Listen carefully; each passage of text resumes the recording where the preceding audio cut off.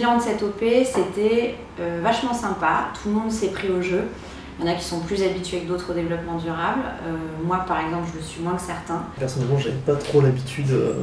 Enfin, il y avait peu de choses que je mettais en pratique au final dans ma vie de tous les jours. Cette semaine de la No Impact Week a été une semaine très enrichissante pour nous. Ça nous a permis de prendre conscience de pas mal de choses. C'était plein de petits efforts qui ont fait qu'on se rend compte au final qu'il ne nous faut pas grand chose pour qu'on ait vraiment un vrai impact environnemental dans notre entreprise.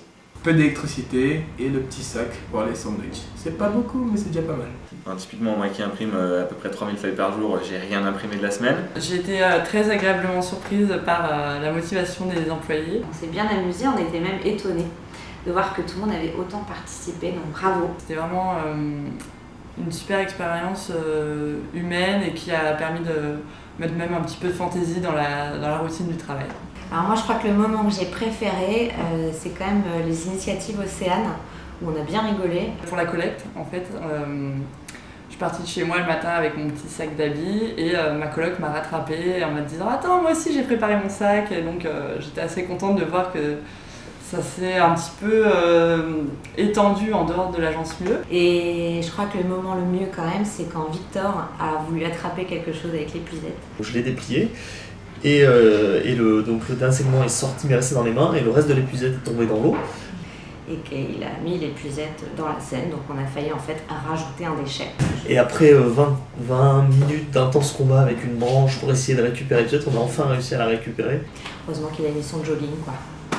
Quand je suis arrivé la première fois à la boulangerie pour acheter mon repas avec mon petit sac.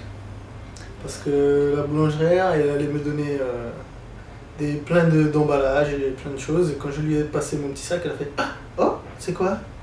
La boulangère, elle a bien aimé. Parce qu'au fait, chaque fois qu'on allait manger notre sandwich, elle nous regardait avec des grands yeux et elle nous disait « C'est bien, j'aimerais que tous mes clients fassent comme vous. » C'est vrai que ce qui nous a, je pense, le plus manqué à nous deux, c'est un McDo. Un bon gros McDo de la semaine. C'est vrai qu'on n'en a rien fait. Et voilà, donc on aimerait passer un message à McDonald's, s'il vous plaît. Enlevez Réduisez vos emballages, vos déchets de façon à ce qu'on puisse manger un Big Mac tranquillement. Voilà, sans culpabiliser voilà. en fait, voilà. C'est ça. Ah ouais, Petit message personnel.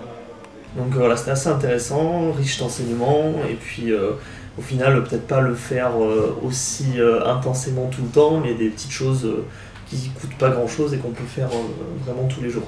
Par exemple, essayer de produire moins de déchets et de dépenser moins en énergie et essayer aussi d'émettre moins de CO2 par exemple. Ça, c'est des choses qu'on peut faire simplement sans avoir à fournir beaucoup d'efforts. Belle initiative à refaire l'année prochaine.